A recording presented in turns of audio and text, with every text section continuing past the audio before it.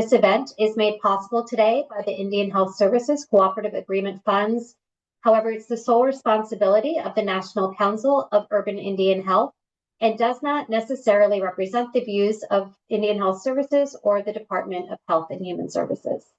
Next slide, please. And for those of you who are new to the work of NCUIH, here's a little background. The National Council of Urban Indian Health is a national representative advocating for the 41 urban Indian organizations contracting with the Indian Health Service under the Indian Healthcare Improvement Act. Next slide, please. And many of you may be aware that this webinar today is being offered for continuing education credit. So I just want to share some disclaimers from our partner who we've worked with for the accreditation, CARDIA. CARDIA's service is accrediting this, and you will be able to receive 1 CEU credit. Next slide, please. And next slide, please. So upon completion of this activity, 1 contact hour will be awarded.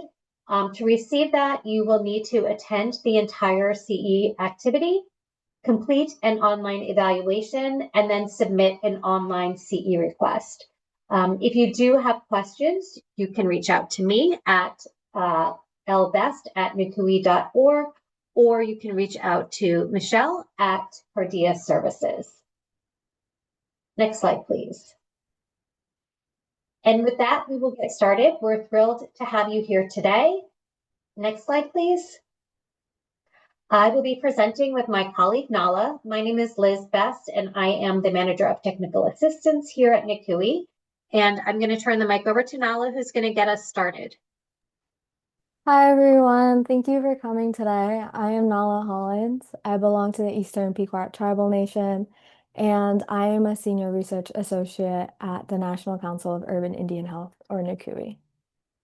Next slide, please. So today, by attending this webinar, we hope that we can help you learn some more and explain the connection between traditional foods, foods as medicine, and improved health outcomes, learn practical ways to integrate nutrition conversations and traditional food practices into clinical visits and community programming, as well as having just overall holistic approaches to health conversations with your community. Also, identifying approaches for using nutrition to strengthen community connection, promote healing, and support long-term wellness for the communities you are in and that you serve. Next slide, please. So before we can really get into traditional foods, it's important to know why we need to care about traditional foods, right? So we need this larger context. And something that is maybe more known in American Indian Alaska Native communities, we have some top leading causes of death, those being heart disease and diabetes. So this infographic on the screen right now is from 2020 and showing the top leading causes of death for all non-Hispanic American Indian Alaska Native people compared to all non-Hispanic white people in 2020. So COVID-19 is the leading cause of death in that year, but we also see non-communicable diseases like heart disease and diabetes that are top leading causes as well. And that is important to note because food insecurity is actually a disease risk factor for non-communicable diseases. So things like diabetes, cardiovascular disease, and mental health disorder, food insecurity is a risk factor for that. And that is important because food insecurity is something we can address, and it's something we can address by increasing access to traditional foods, because access to traditional foods is actually considered to be a contributing factor to food insecurity in Native communities. Next slide, please. So some larger context around food insecurity in our Native communities. So in 2024, the United States Department of Agriculture published a study or a report looking at food insecurity between different race and ethnic groups in the United States between 2016 to 2021. And in that time frame, American Indian Alaska Native people reported the highest rates of food insecurity, that being 23.3%. That is nearly 1 in 4 people. That is incredibly high. However, when we look at more specific demographics within American Indian Alaska Native populations in the United States, you can see that rate being even higher, unfortunately. So, specifically, urban American Indian Alaska Native communities. So, in one study in 2013 in an urban area, where they looked at different races and ethnicities, food insecurity rates in that area. 80% of American Indian Alaska Native people were food insecure. And the reason why we can see variations in food insecurity rates for urban American Indian Alaska Native people is because there are different contributing factors for urban natives compared to people that might be living on the reservation. And that stems from different support systems and accessibility to those. So things like the food distribution program for Indian reservations that is going to be accessible to you if you're on a reservation or nearby. But if you are living in a city, or your reservation is not in the city you are in, that is not going to be accessible to you. So that's one resource you don't have access to. Then there's the disconnection from tribal familial community support systems. So sometimes tribes will put on events where they'll provide a meal for people that participate, or you might have like a cousin or a neighbor, something like that, a larger social support system that may know you're struggling, or that may just not even know that, just might just invite you over for, meals regularly. If you don't have that social support system, that is also another thing you don't have access to in making it potentially more difficult to have regular access to food. And then there's the lack of access to affordable traditional foods. So it can be difficult to find all the foods that are traditional in your culture in an urban area. So things like choke berries, you can't really find that in a grocery store. And if you want to have access to it, you might have to order it, and it might be extremely expensive. Same with other foods as well. Like I live on the shoreline, and my tribe is in the Northeast. We eat a lot of seafood. And if I'm living somewhere much more inland out west, like the Great Plains or something, I'm not going to have access to the same amount of seafood that I have right now. And if I do want to have the same access to that, I'm going to be paying probably more to access it. And that might not make sense for me financially. So these are all coming into play and making it difficult for people in urban native people to have the foods that they want and are culturally appropriate and that would promote healthier lifestyles. Next slide, please. And so traditional foods offer a mechanism to address food insecurity in our communities and other chronic diseases. But what do I mean exactly when I'm saying traditional foods? We all have different cultures, and there's many different tribes, right? And it can mean different things.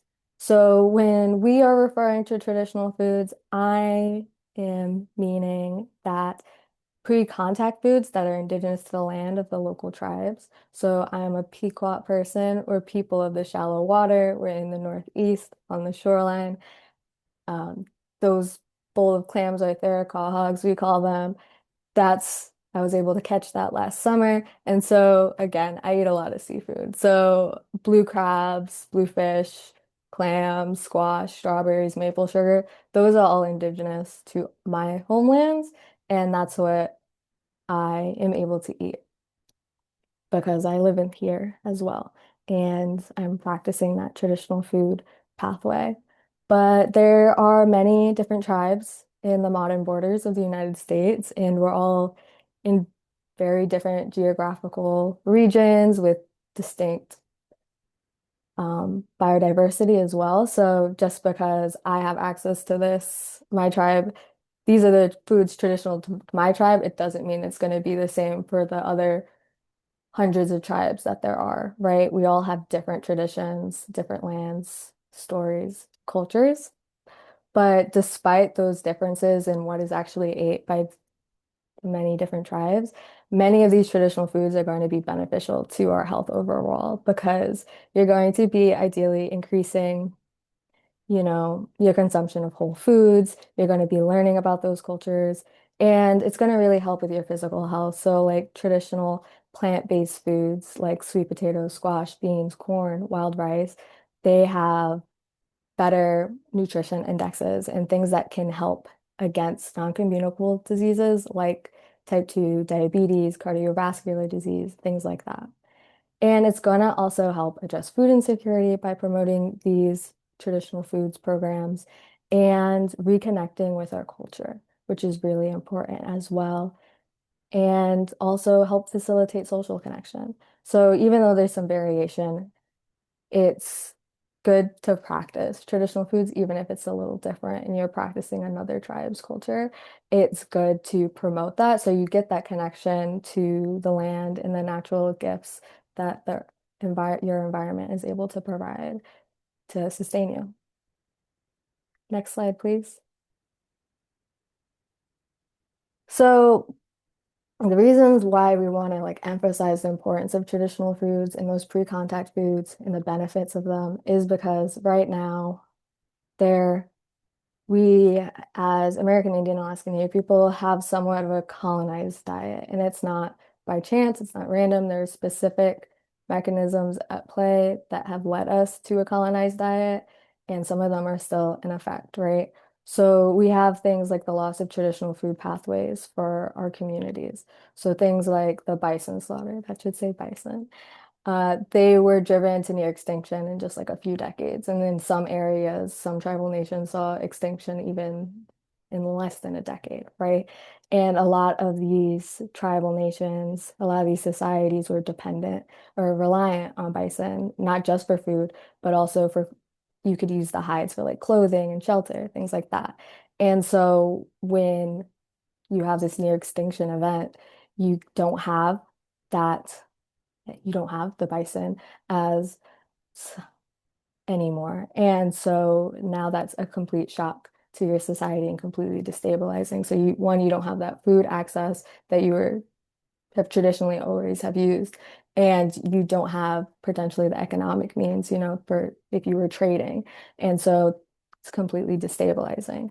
Then you also have things like treaty rights not being respected. So things like the fish wars, which were out in the Pacific Northwest in the 60s and 70s, where we saw people being arrested for practicing traditional fishing practices in areas where treaties specifically stated that they were allowed to practice the traditional fishing practice there, but the government was not respecting those treaties. And so there's the criminalization of practicing their traditional food practices, right?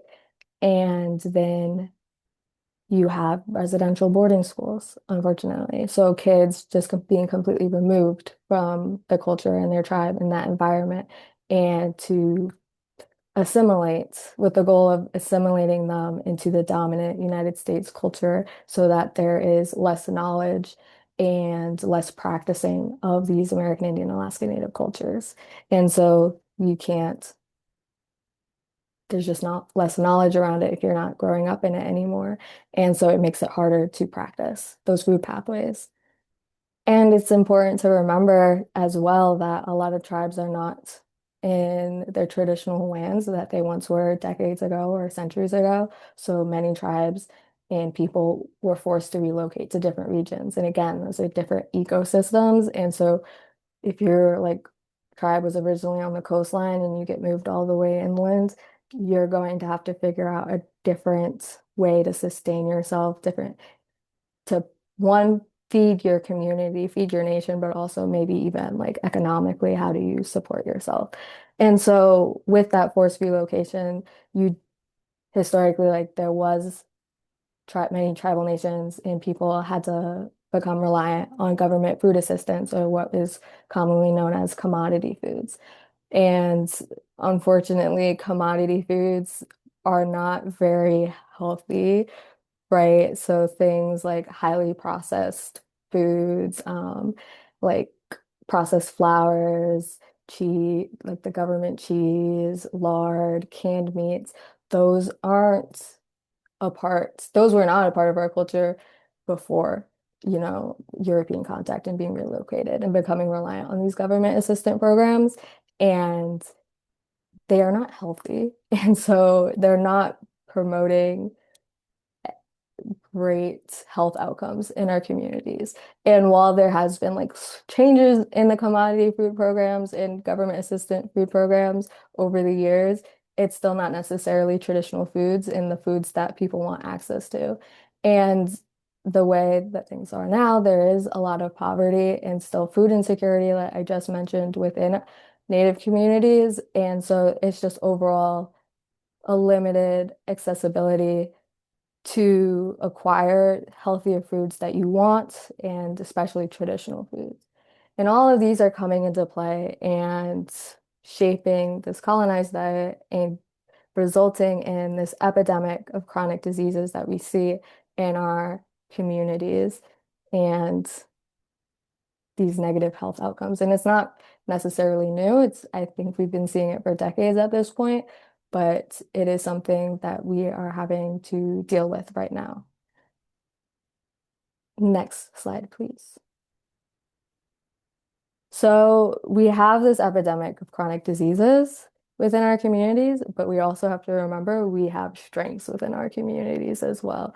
And one of those strengths are our traditional foods.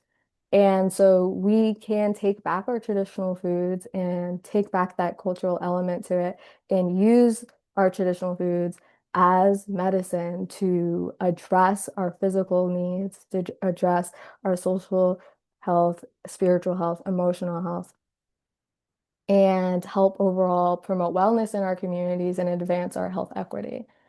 And one of the great things about using traditional foods as medicine, one of the reasons why it's such a great medicine, is that it's promotion of community health.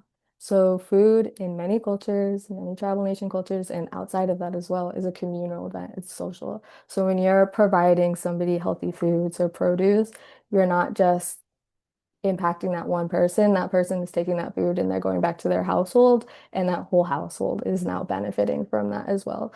Like those clams I showed a picture of in the earlier slide, I took those back to my grandmother's house, and now everybody at my grandmother's house that's coming over for dinner is has to eat that food because that's what's for dinner, right? So all the cousins, all my friends that are coming over, my parents, my siblings, we're all eating these foods because, again, like dinner time, meal times, they're communal events. And so you're promoting wellness in all the generations and all the people. And again, it's like so important, especially in promoting it with our youth so that they grow up with it, they become accustomed to it, and then they pass it down to the next 7 generations, which is what we're all about. Next slide, please. I'll pass it over to Liz now. Great. Thanks, Nahla. And thanks to everyone who's put some of their favorite foods from their culture in the chat, and also sharing a little bit about yourselves and your profession. It's great to see so many people from different backgrounds who all have an interest in health and nutrition.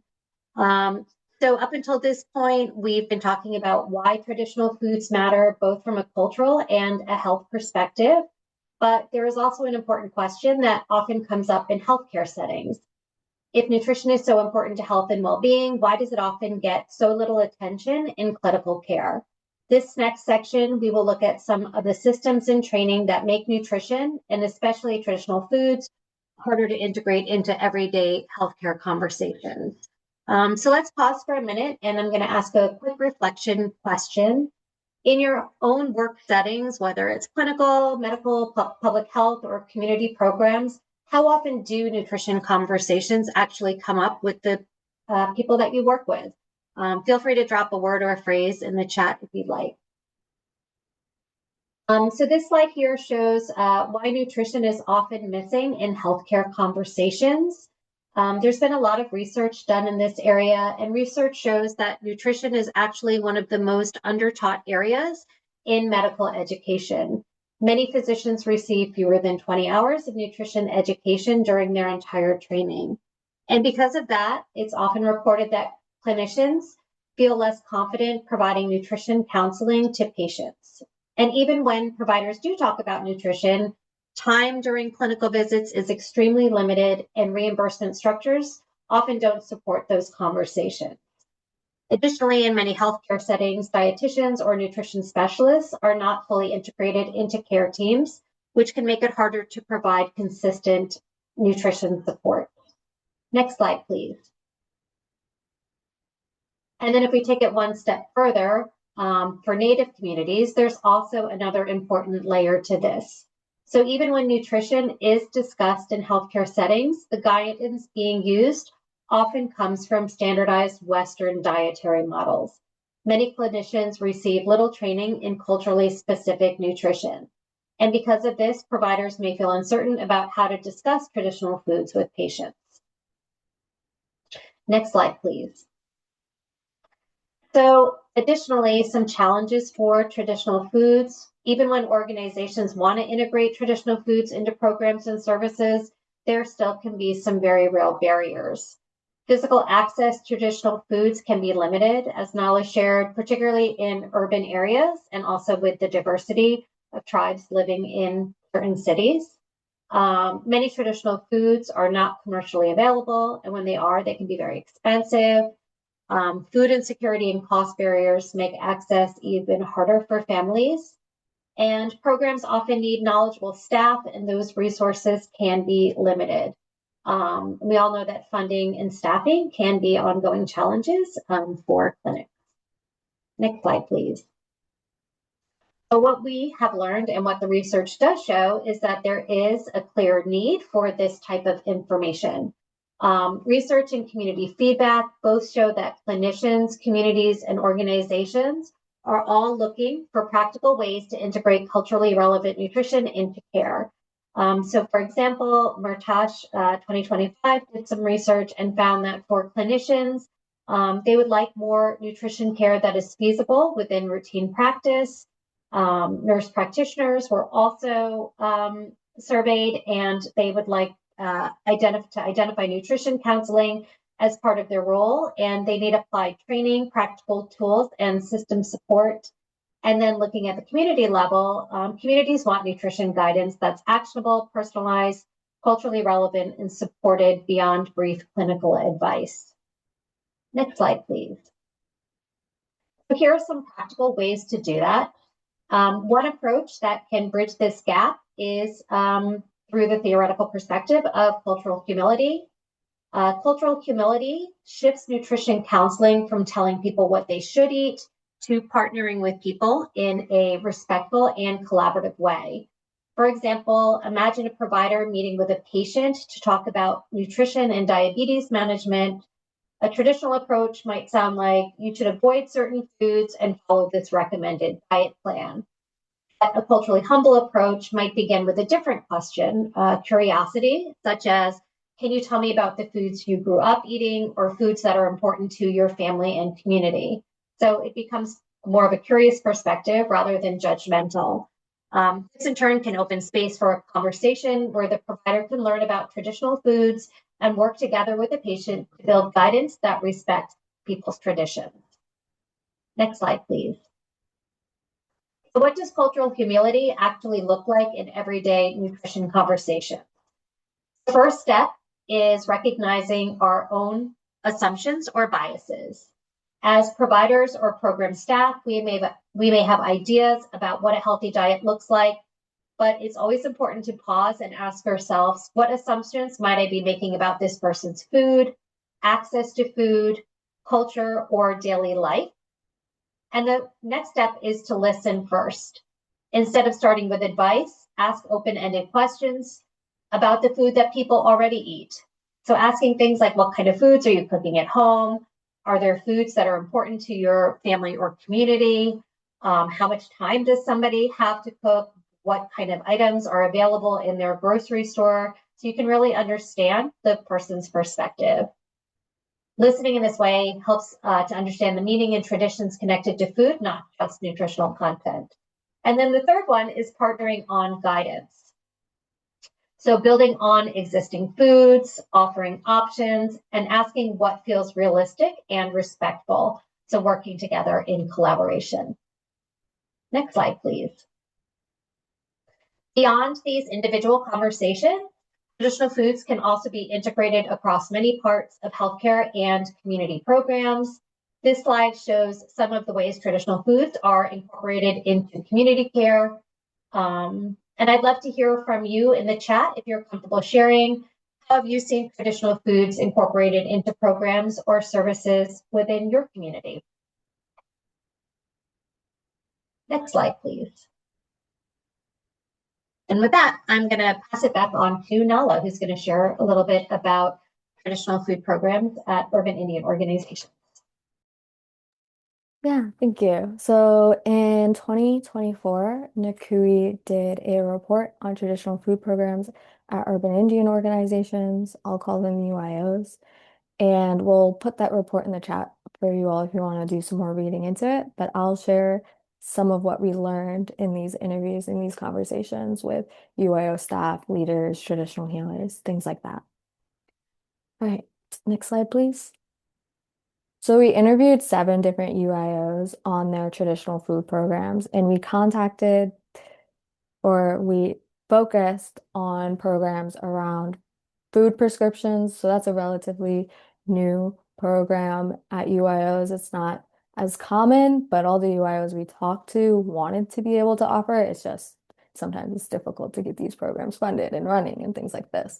But so food prescriptions are when provider or a healthcare facility gives you the mechanisms or gives a patient the mechanisms to obtain traditional foods and fresh produce. So either by directly handing you fresh produce, by giving you prepared meals that are tailored to your health needs that incorporate those healthier foods, or by just giving you a voucher or a gift card to go to the farmer's market, the grocery store to get those yourself. And sometimes it's to patients with a qualified diagnosis. So if you meet threshold for food insecurity as defined by like the United States Department of Agriculture, or if you are pre-diabetic, you have cardiovascular disease, something like that. But sometimes it's just open to those that want access to it, right? Then we have things like the special diabetes programs for Indians, which has been around for a while now, a few decades. Very popular program that focuses on, diabetes management and prevention using our culture as an intervention to promote wellness. And because this, it incorporates culture and it's specifically designed for our indigenous, our native communities, it has a lot of flexibility in terms of what can fall under the broad umbrella of SDPI. So it allows for some flexibility, unlike other funding sources, to incorporate culture in traditional foods, because some grants don't allow for food to be of billable cost. And so a lot of programs fall under SDPI actually at urban Indian organizations. So things like nutritional counseling and community gardens because of that flexibility. But overall, again, it's still like promoting wellness and ideally preventing against diabetes or managing it. Then we have things like nutritional counseling. So this can vary in structure. It can be cooking classes with a large group with, native chefs that are coming in and doing like a residency of sorts. And they're showing people how to incorporate traditional foods and make recipes that are easy and accessible to them. Or it can be more individual, one-on-one, a patient with a provider going over their health goals and tailoring, food behaviors to address that. And we have community gardens, which are really great that urban Indian organizations are specifically able to offer at times because living in an urban area, you might not have access to green spaces. And so if the organization is able to offer that for you and you're able to, tend to the land and grow some maybe more traditional foods that are hard to access, like example being chokeberries. You can't get that at the grocery store, but you can grow it in a garden.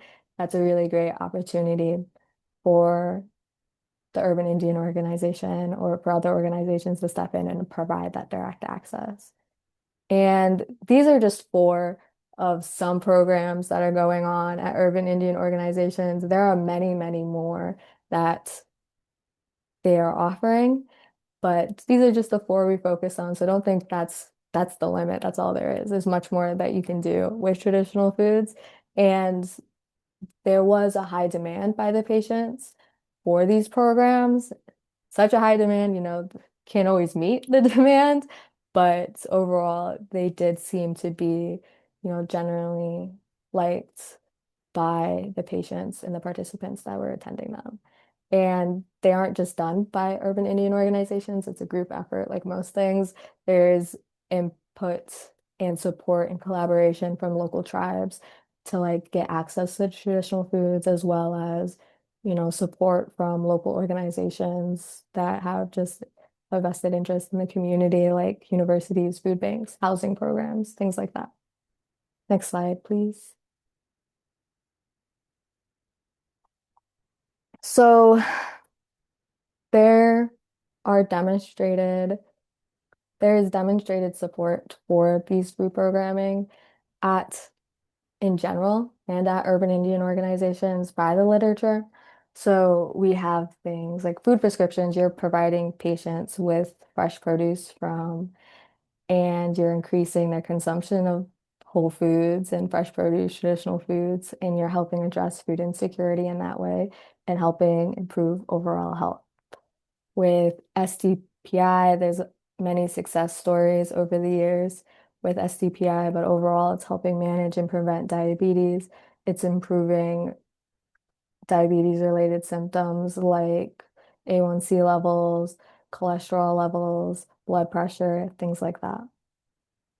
Nutritional counseling can help improve quality of life. It increases self-efficacy around cooking and diet-related self-management. It increases your knowledge around nutrition and what you're putting into your body as well. And community gardens. So you're gonna ideally enhance your access to traditional foods. You're gonna increase access and consumption of whole foods as well. There's demonstrated support for working in a garden can improve mental health as well. It's going to promote food sovereignty. It's going to help promote environmental sustainability. Working in a garden also, for those who are able, it's an incredibly physically active and activity at times, digging in the dirt, being in the sun, harvesting produce. And so that's going to have the benefit of increasing physical activity, having that exercise in there too. And it can also be a social event, right? You're gardening with others.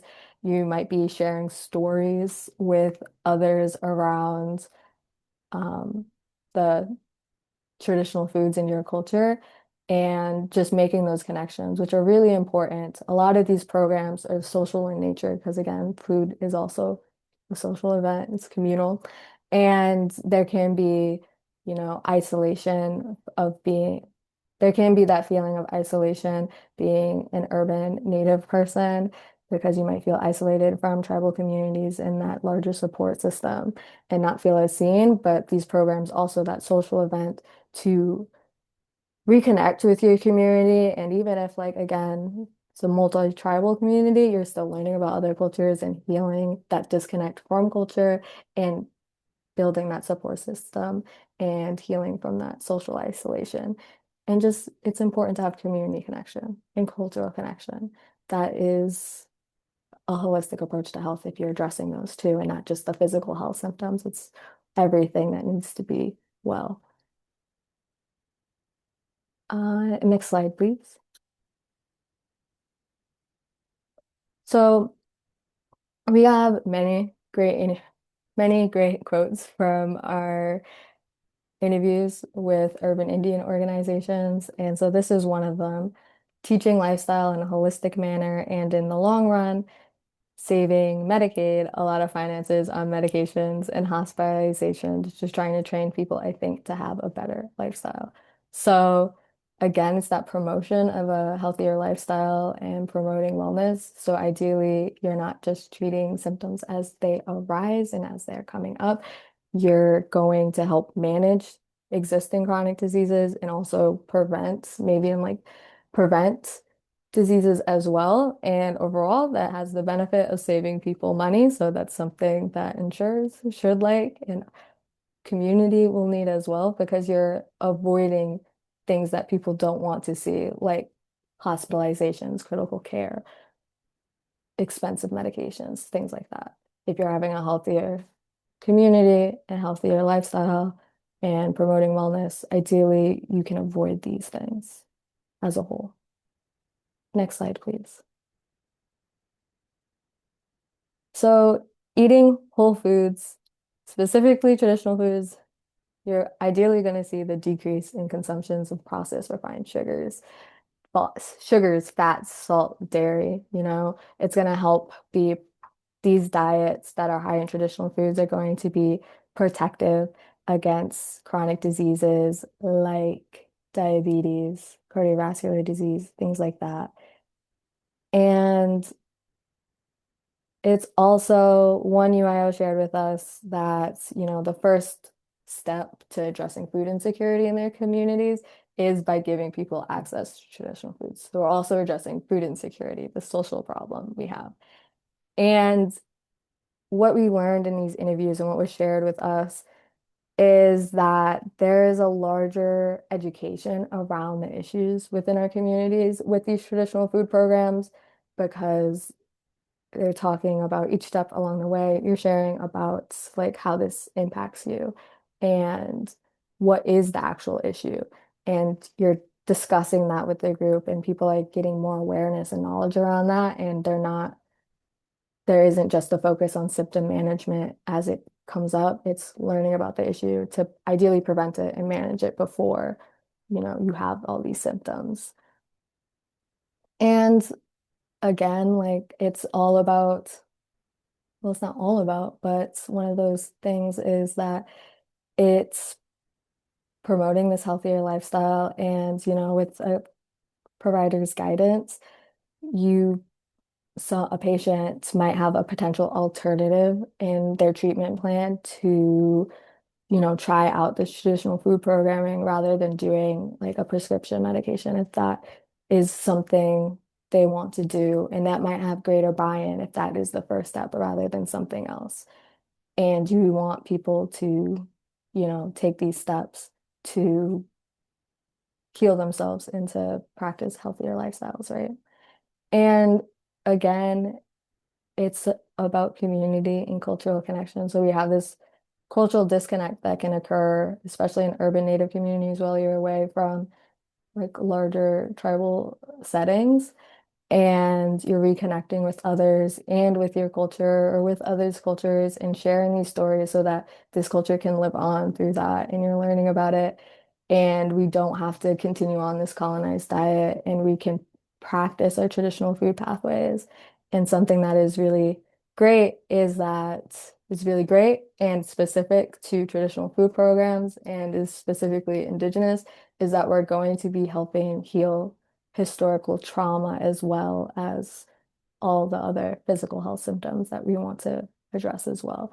Because, we do have this history where there were policies and our policies that try to strip us of our traditional food pathways and larger culture from us, but now we're taking that back and we're using food is our medicine. We're healing ourselves with that and we're addressing that historical trauma. So other like interventions, they might focus on like preventing and managing diabetes, and that's great. And we want to see that, but it's also not healing the whole person because a part of that person, a part of me is that historical trauma and that cultural disconnect.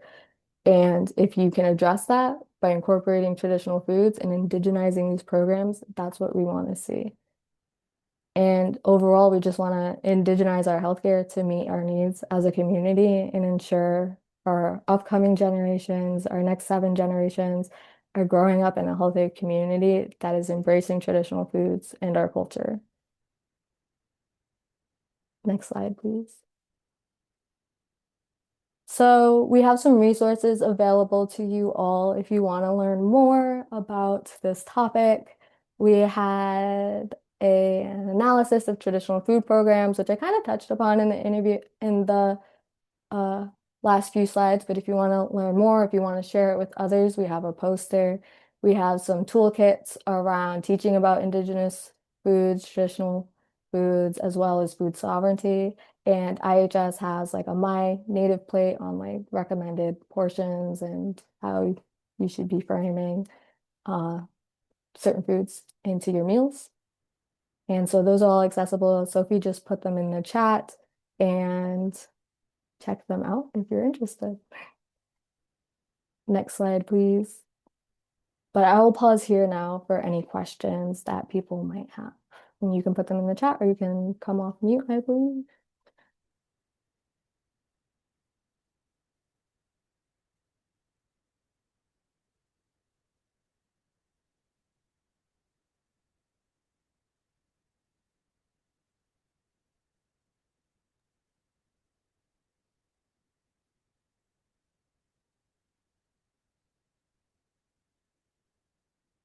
If there are no questions, feel free to come off and share some of the great ways that you're incorporating native foods into your programming. I saw some wonderful ideas in the chat, many different ways from distributing feed packets to food trucks. They all sound really innovative and great for your communities.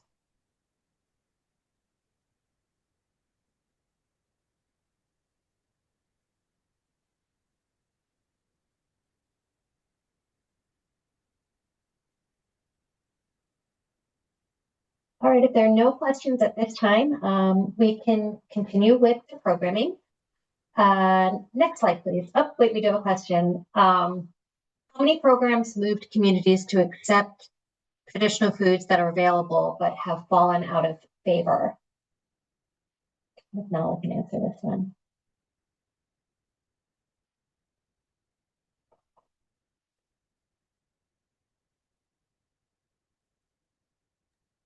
So traditional foods that have fallen out of favor, so that aren't as common anymore, is what I'm understanding.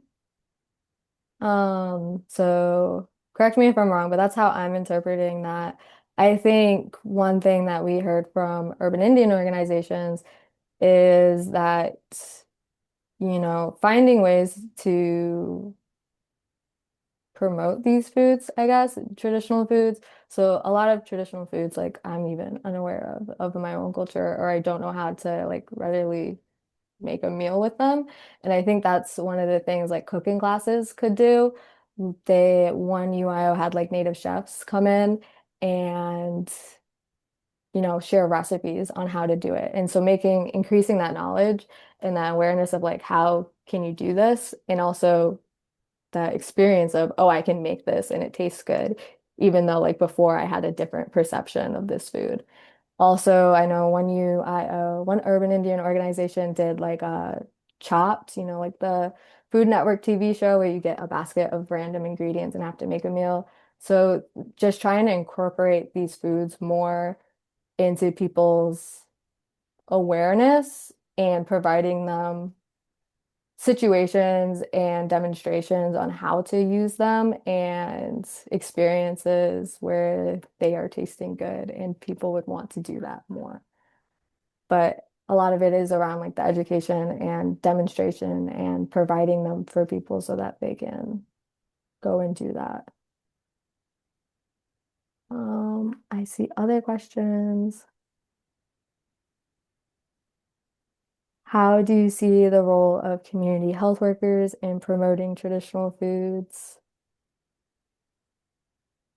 So I think just being aware and more aware of like different traditional foods and promoting or applying, trying to put on these programs for these traditional foods and getting people to come out to them as well. Having those conversations that Liz was talking about on like if somebody's talking to you about some problems they're having or they're talking about, they want to make like some diet changes or something like that, you can maybe bring that up then and say, well, these traditional foods might be beneficial to you and they'd be like a fun activity to do, like to get more engaged, and try those out at like, some future programming that maybe you could put on or provide access to. I think also creating like a community cookbook or recipe book, that's a great way to get community involved. And then maybe having even like a potluck or something where everybody brings their recipe. That's a really great event to put forward. And I know also there are other great suggestions that people are doing in the chat as well. I don't know about this question, but it's a great question. Are there organizations that can help small tribes do the research on what their traditional foods were? And I don't know, Nahla, if you have come across that in your research or if anybody else might have that answer, but it's a great question. Yeah, so I'm not as familiar with this topic, but I do come from a very small tribe. And I think, you know, collaboration and conversations with other nearby local tribes, maybe have similar cultures or traditions around food, also as well as going through something I do with my tribe is like go through the archives, go through those historical documents and seeing like what people were saying. It might not be from, the tribe's perspective, but what, settlers might have been saying of documenting about practices like that. But if anybody else is more aware of that and would be able to or has any resources for that reconnection, that would be very helpful to put in the chat.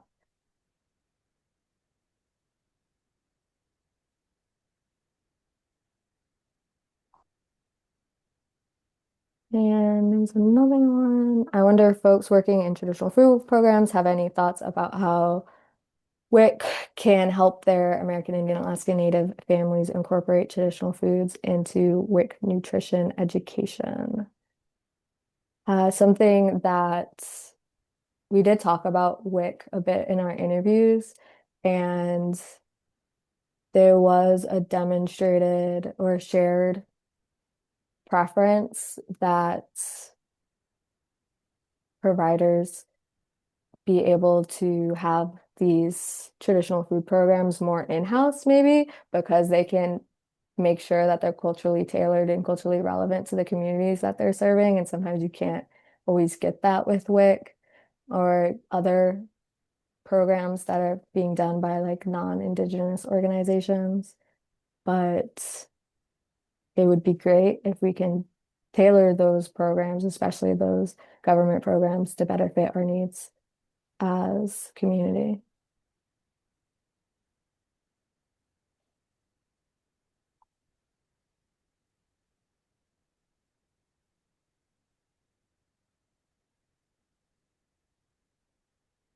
Any other questions?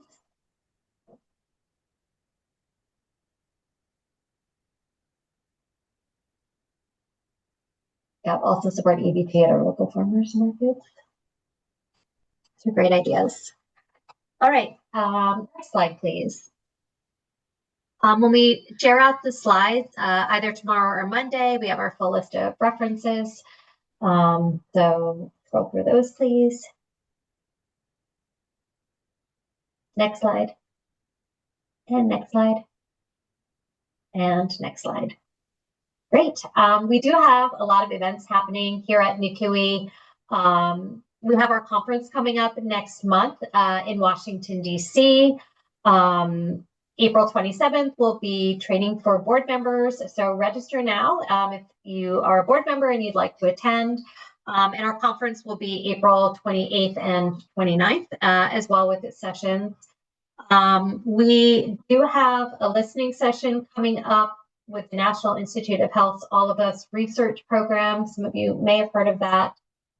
We will be hosting that at our conference on the 28th between 11 and 11:45. And then we will have a virtual event on May 13th between 1 and 1:45. If those are interesting to you, please feel free to attend. Sophie is dropping the registration in the chat as well. And we do fill our events page regularly, so always check back.